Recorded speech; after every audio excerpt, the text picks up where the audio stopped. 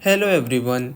In this video, I will show you how to fix Instagram reset algorithm option not showing. So first of all, you have to open up your Play Store application. On your Play Store application, you have to search for Instagram, then select the application. Now from here, you have to make sure that your Instagram application is up to date and there are no updates available.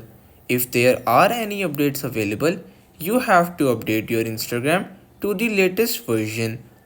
Once you have done that, one more thing that you can try doing is by opening up your iPhone settings. On your settings, you have to tap on General.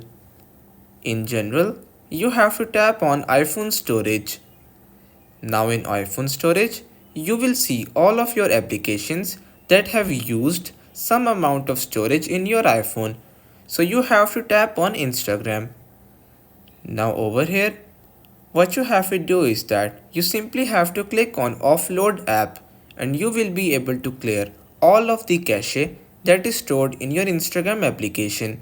Doing this can sometimes also fix this issue with the reset algorithm option not showing. But if the issue still exists, what you can also try doing is simply wait, because sometimes the updates of Instagram varies according to your country. So everyone, that's pretty much all for today's video.